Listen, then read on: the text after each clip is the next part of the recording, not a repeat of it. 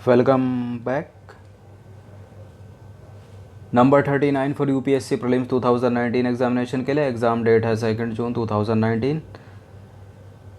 Sentinel sentinel एक द्वीप है इंडिया का, विवादित था 5 महीने पहले। इम्पोर्टेंट है।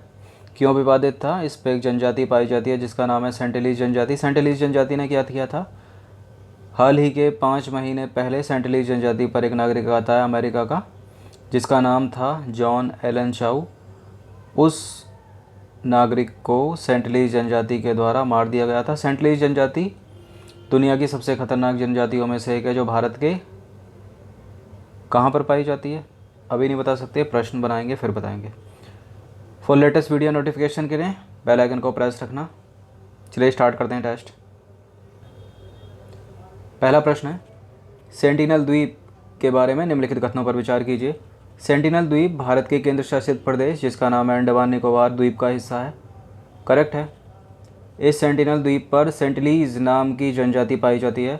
यह सेंटिलीज आदिवासी दुनिया के सबसे खतरनाक आदिवासियों में से एक है। आदिवासी का मतलब होता है जनजाति। तो तीनों के तीनों स्टेटमेंट यहाँ पर करेक्ट हैं। जो सेंटिनल द्वीप पर सेंटिलीज नाम की जनजाति पाई जाती है और ये 5 महीने पहले विवादित रही थी और इसी के कारण विवादित रहा था सेंटिनल द्वीप, जो हिस्सा है अंडमान निकोबार द्वीप का।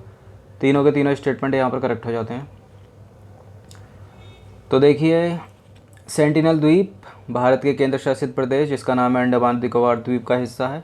इस सेंटिनल द्वीप पर सेंटिलीज नाम की जनजाति पाई जाती है। ये सेंटिलीज आदिवासी दुनिया के सबसे खतरनाक आदिवासियों में से एक हैं।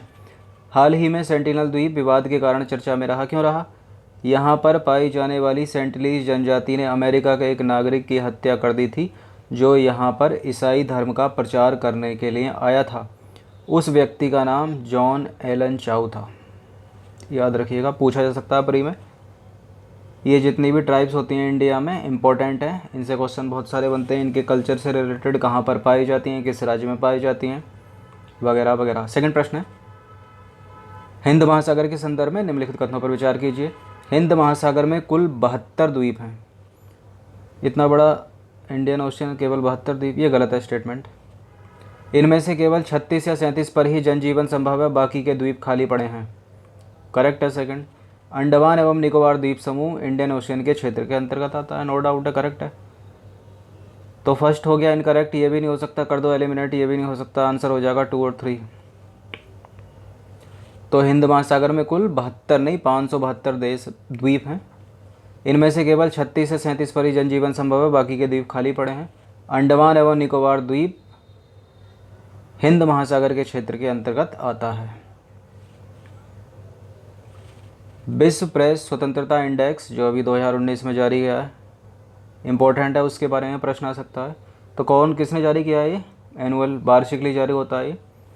इंटरनेशनल मॉनेटरी फंड नहीं, यूरोपियन यूनियन नहीं है, वर्ल्ड बैंक भी नहीं है।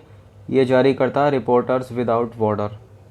रिपोर्टर्स विदाउट बॉर्डर विश्व प्रेस स्वतंत्रता इंडेक्स। कितनी रैंक है इंडिया की इसमें 2019 में? बताइए जल्दी, अभी कमेंट करके 2 सेकंड में। चलिए नेक्स्ट देखते हैं। निम्नलिखित कथनों पर विचार कीजिए।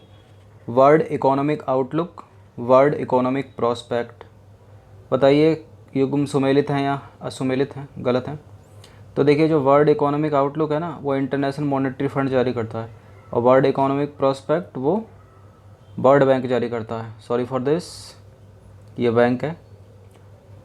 तो यहाँ पर ग्लोबल के रूप में भी लिखा जा सकता है, तो ग्लोबल वर्ल्ड एक ही बात है। अगर ग्लोबल इकोनॉमिक प्रोस्पेक्ट आए तब भी वर्ल्ड बैंक है, और वर्ल्ड इकोनॉमिक आउटलुक आए तो इंटरनेशनल मॉनेटरी फंड है। तो कौन सुमेलित है इसमें? कोई भी सुमेलित नहीं है, दोनों गलत हैं। तो देखिए, कोई भी सुमेलित नहीं है। वर्ल्ड इकोनॉमिक आउटलुक जो है वो इंटरनेशनल मॉनेटरी फंड के द्वारा जारी किया जाता है। World economic prospect world bank के द्वारा जारी किया जाता है। क्वेश्चन नंबर 5 है। चलिए नेक्स्ट देखते हैं। वर्ल्ड प्रेस फ्रीडम इंडेक्स 2019 के बारे में निम्नलिखित कथनों पर विचार कीजिए। इसका मतलब वही होता है विश्व प्रेस स्वतंत्रता इंडेक्स 2019। भारत का 180 देशों की सूची में 140वां स्थान है। पिछले वर्ष की तुलना में भारत ने 2 रैंक की बढ़ोतरी की है। यह वार्षिक रूप से एशियन डेवलपमेंट बैंक द्वारा जारी किया जाता है। देखिए अभी बताया था, ये गलत है। रिपोर्टर्स विदाउट बॉर्डर के द्वारा जारी किया जाता है। अभी जो इंडिया का 140वां स्थान है और भारत पिछले वर्ष की तुलना में 2 रैंक की बढ़ोतरी नहीं की, 2 रैंक की कमी की गई है, घटोतरी हो गई है, बेकार हो गया है। तो एलिमिनेट कर दो, ये भी नहीं हो सकता, ये भी नहीं हो सकता, ये भी नहीं हो सकता, 1 और 3 करेक्ट है। तो देखिए वर्ल्ड प्रेस फ्रीडम इंडेक्स या विश्व प्रेस स्वतंत्रता इंडेक्स 2019, भारत का 180 देशों की सूची में 140वां स्थान है, जो बहुत ख़राब स्थिति है इंडिया की। और पिछले वर्ष की तुलना में 2 रैंक और ख़राब हो गई है। पिछले वर्ष तो 138 थी, इस बार 140 हो गई है। यह रिपोर्ट वार्षिक रूप से रिपोर्टर्स विदाउट बॉर्डर के द्वारा जारी किया जाता है, किसी IMF, वर्ल्ड बैंक या फिर यूरोपियन यूनियन के द्वारा नहीं। नेक्स्ट है विश्व प्रेस स्वतंत्रता इंडेक्स 2019 में सर्वोच्च रैंक पर कौन सा देश है? तो यह है नॉर्वे। कौन सा है? नॉर्वे। तो देखिए विश्व प्रेस स्वतंत्रता इंडेक्स 2019 में जो सर्वोच्च रैंक है वो नॉर्वे है। अब 1 से 4 रैंक देख लीजिए, इसमें 5 तक देख लीजिए। पहले पे नॉर्वे है, सेकंड पे फिनलैंड है, थर्ड पे स्वीडन है, फोर्थ पे नीदरलैंड है और फिफ्थ पे क्या है? डेनमार्क है।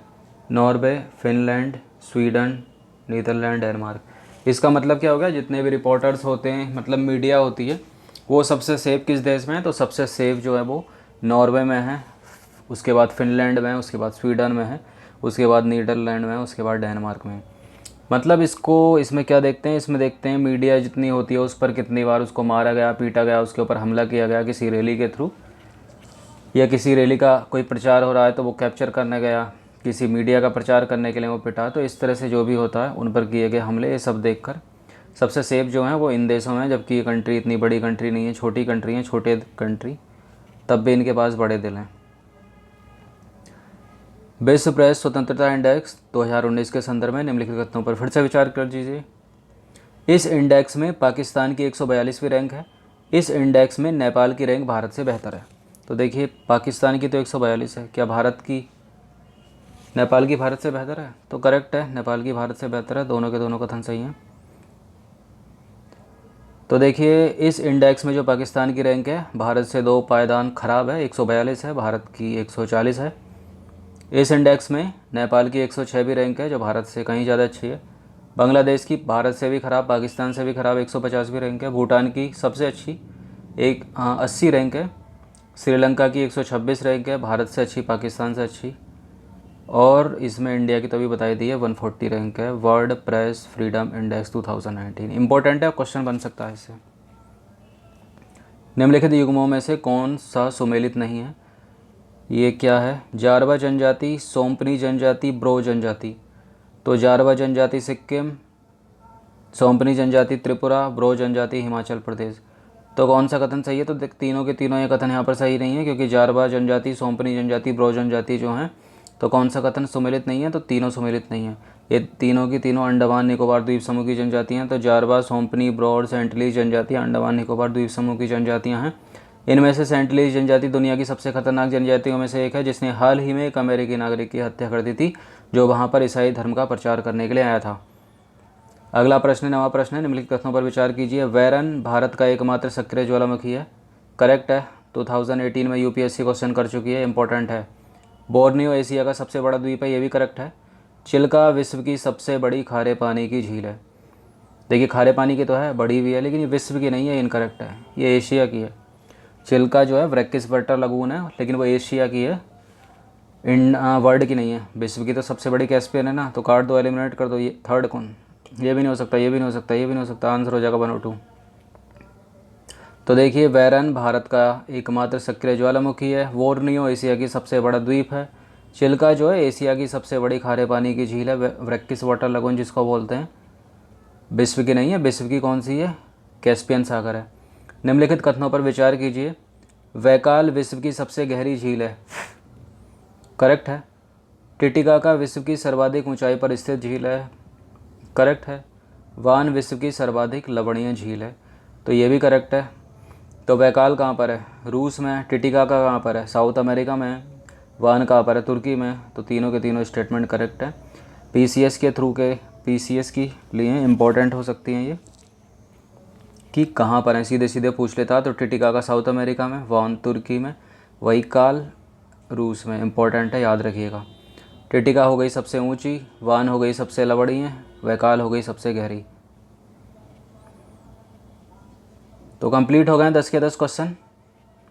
इंपॉर्टेंट है, अच्छे से रिवीजन मारिए। प्लेलिस्ट बना रखी है, प्लेलिस्ट का लिंक वीडियो के नीचे डिस्क्रिप्शन में है, उसको जाके क्लिक कर दीजिए, सारे के सारे प्लेलिस्ट एक साथ खुल जाएगी और रिवीजन कर लेना उसका। और क्या करना है आप लोगों को, हाँ, टेलीग्राम का भी लिंक नीचे डिस्क्रिप्शन में है, उस पर भी क्लिक करके टेलीग्राम के साथ ज्वाइंट हो जाइए, ताकि कोई भी छोटा सा नोटिफिकेशन आपको यूट्यूब से भी तेज़ देता है Telegram. Thanks for watching, thanks for listening. Revision करते रहिएगा।